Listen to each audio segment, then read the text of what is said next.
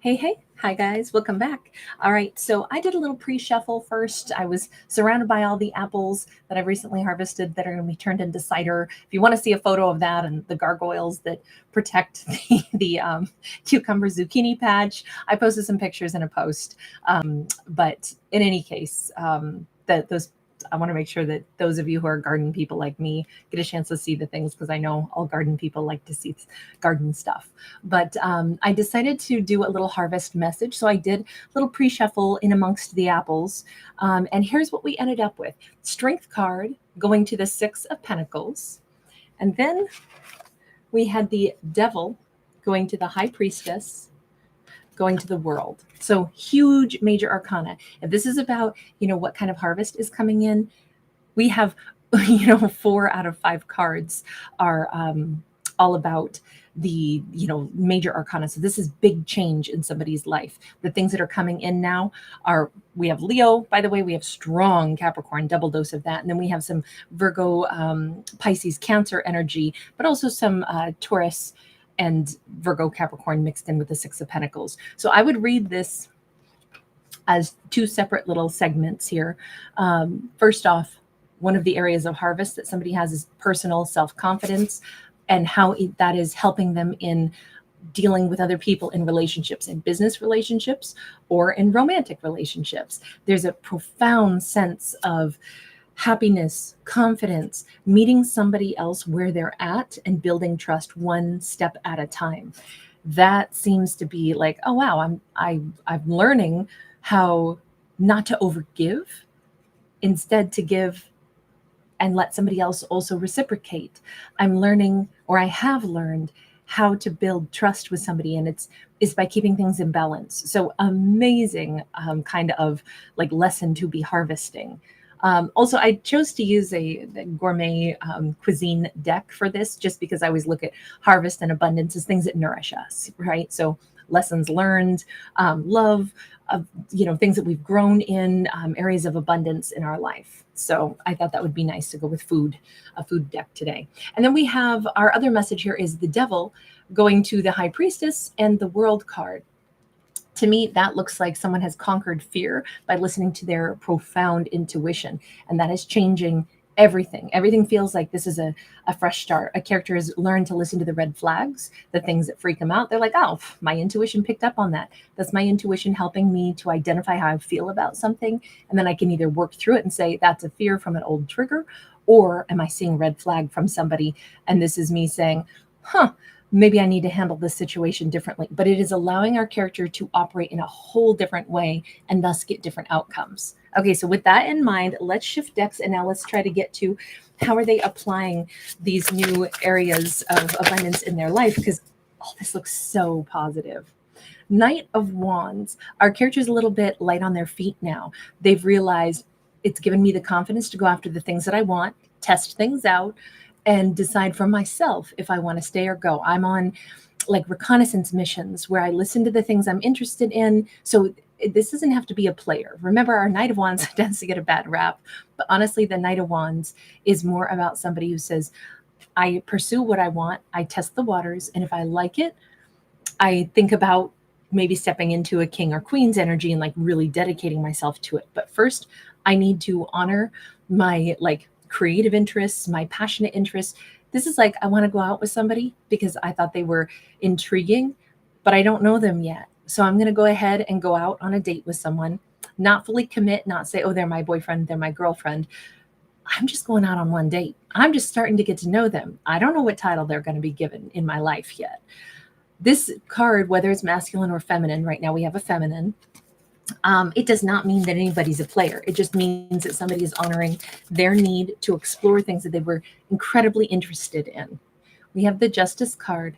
So we keep seeing a feminine, and I'm thinking that this feminine has, in the past, over dedicated herself to relationships and, ended up having people that treated her as an option, not a choice. But in truth, she has learned I should never have not allowed myself the right to have the same choices.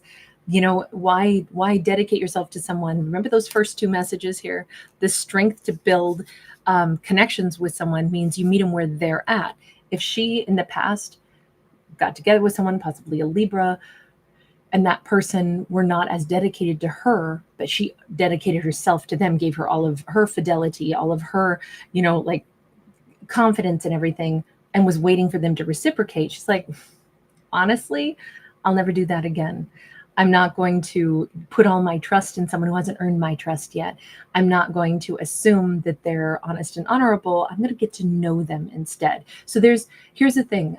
I'm not saying that she wasn't treated poorly, but I am saying she's rejecting the idea that she's anybody's victim in order to claim, I can change my outcome. I can look at, what was I not allowing myself to do? I maybe didn't allow myself the opportunity to, go out and figure out what I wanted. Maybe I was over giving to someone, and then that allowed them in turn to treat me like an option, but I kept giving and giving way more than what I was receiving, because this is definitely an imbalance. And it says what she's harvesting is that lesson of balance. I don't overgive to anybody.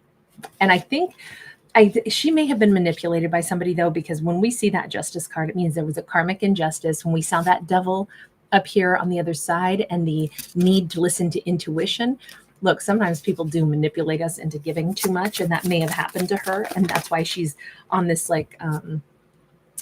rebound energy of like, wait a second, let me look at this as a lesson and let me go ahead and become more empowered. Maybe somebody did treat me dirty. Maybe somebody did manipulate me into giving too much while they gave me nothing in return. But you know what? I can change all that.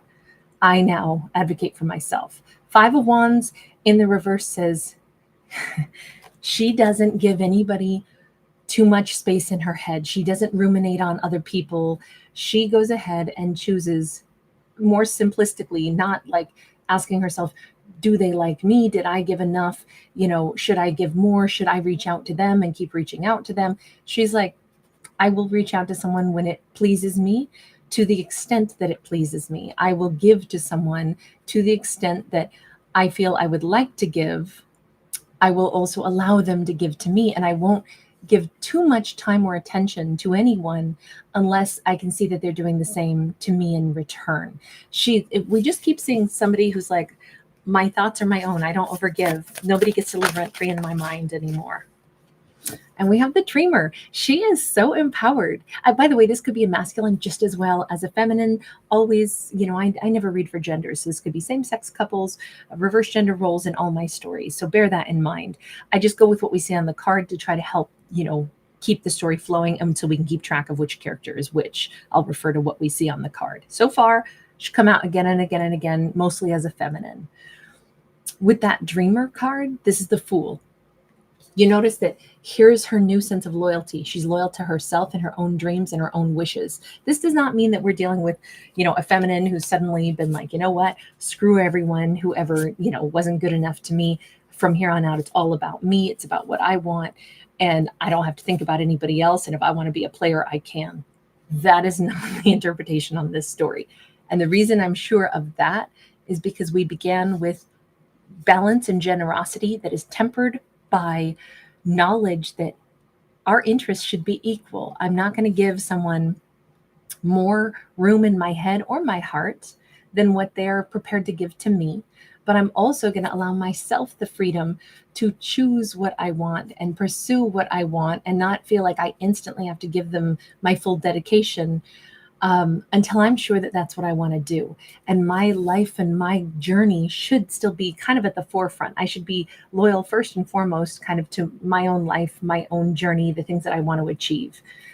Again, it's not because she's selfish in this. It's because she's learned, maybe through some painful experiences, that I really want to listen to my intuition, and I don't want to lose track of what I want. She is so back on track. With that 8 of Cups in the reverse, there's something here about she came back to herself. I do think this is a feminine who will either, again, feminine, masculine, doesn't matter, whatever energy flow she was in a giving energy. Well, she's still very giving, but she's a giver who has like discernment now.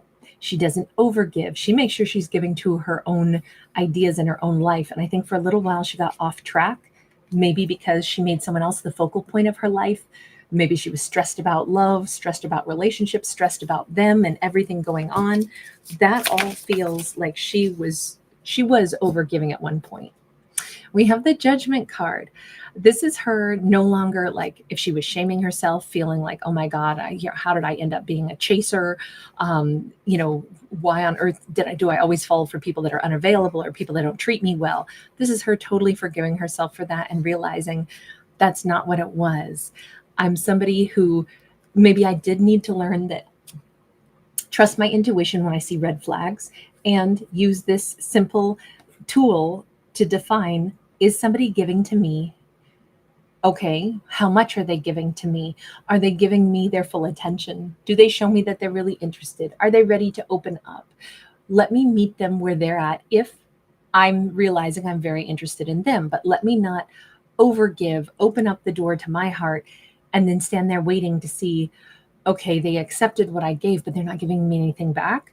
She has learned that that was the one critical step she had been missing, is let them meet me, or I should meet them wherever they're at with what they're going to offer to me. That's about the extent to where I should offer. And at no time should I be manipulated into giving more than what I feel I really want to. Because they do think somebody played a mind game on her. And she had to forgive herself for feeling, foolish or feeling used. She has to be back on track with herself. And I think that is such a great harvest. She has learned all these super valuable lessons. She's super empowered. She is not scolding herself. She's not shaming herself. She's dedicating herself back to her own life's goals and purposes. And you know what? This was such a great lesson, because this will translate into everything in her life. She'll be able to use this lesson the next time she falls in love, the next time she's in a business relationship. She won't overgive to a boss because it's like, oh, but they're such a nice boss, so let me just do and get a little bit irritated because I can see they're taking advantage of me, but I don't know how to stop this train now that it's going too fast. She's going to be able to take steps one step at a time and meet someone where they are and not lose the balance of the relationship, right? She's not going to become the overgiver or the chaser, nor will anyone have to chase her or overgive to her. She's very fair. Princess of Swords, Three of Wands. This is exciting because she's looking ahead to her future and she spotted something that she's interested in. In fact, her guides keep pointing something out to her. What is this? Can we see? Because this is somewhere in the next 3 days to 3 months that she spotted something she's drawn to. A Five of Wands, a Seven of Wands in the reverse. She may have even spotted a person that she has noticed is very brave. They could be somebody who contemplates and makes really good decisions. They could be somebody who is not vying for power. They simply want to be strong themselves. She may have noticed someone and she's like, that person seems like a very honorable person. Yeah, she spotted a magician. Oh, but a Hanged Man and a Two of Swords. She has recognized that there is some kindred spirit. He could be a Virgo, he could be a Gemini, he could be a Pisces.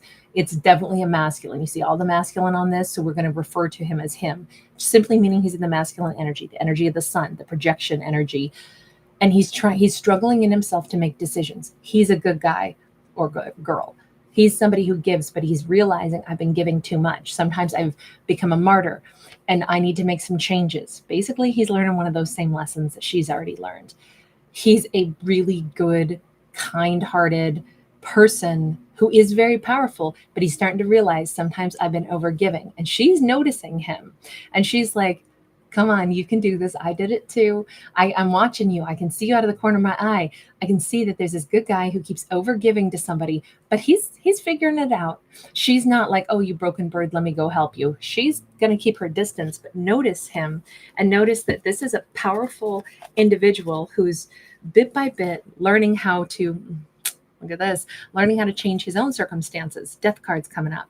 He's needed to claim his personal identity and independence as well, and it's coming. He's almost there. Eight of Cups, she watches him walk away, and it's like, I will meet you somewhere when you are free. So she could be seeing him about to end a relationship. She could see him becoming single. She could be kind of quietly observing him from a bit of a distance, right? We see her not intentionally spying per se, but her guides keep nudging her to notice this perhaps masculine. But she's not pining for him, saying, oh, that poor baby, how come other people treat him mean? He needs to come love me. No, no. She's like, I can see this as somebody who's struggling with himself to allow himself to stand up for himself. He'll do it. I'm sure he's got the power to do it. She's not trying to save him, salvage him, imagine that he's her project, that she has to help him. He's no weakling, nor does she want a weakling. She has total confidence that we all make our own choices in life. And if he's going to claim his own life, his own identity, he'll straight up do it. He's on that path. And I would say he totally is on that path. He's very, very close to either breaking away from something that he kept feeling like he had to martyr himself for a period of time. He kept overgiving. He couldn't quite break away from either a former relationship or something that was taking all of his time. But she's like, I recognize somebody who's claiming their own independence because I did it too. At some point in time, this masculine is going to not only like prove that he has the personal empowerment, the spiritual empowerment to choose himself and his own life, his own happiness, but not only will he do that, he'll also be able to give a significant amount. You see he's blue because in some of the Hindu storytellings, it's the more spiritual beings become bright blue. But it just feels like he's on the verge of becoming a full-blown King of Pentacles. He's learning that even though he's a giver by nature and probably a protector by nature and a grounded individual, he does not need to overgive. This is he's like battling overgiving just as she did once upon a time. And it's so crazy because she's already just learned her lesson. And now she can recognize when somebody else is doing the same thing. They're learning their lesson. They're learning how to break away from overgiving, learning to listen to red flags, learning to listen to like, I should be making choices from my own life. I shouldn't keep putting myself in a situation of overgiving. I have power. Why don't I use my power and listen to my power that tells me, move toward things that you like. Give, continue to be a giver, but give to the right things that you can really, truly blossom. Otherwise, you're just hemorrhaging energy. And I feel like I love this story because I think she's not chasing or thirsting after anybody, but she is recognizing maybe a kindred soul. Do these two have a future together? Is this like, we have a Six of Wands in the reverse. There's definitely no arrogance here. There's a profound amount of humbleness on both parts. And with the Prince of Cups, yeah, this is, I don't know. It is very possible that he's already spotted her and has been inspired by her, even though he's not said a word about it.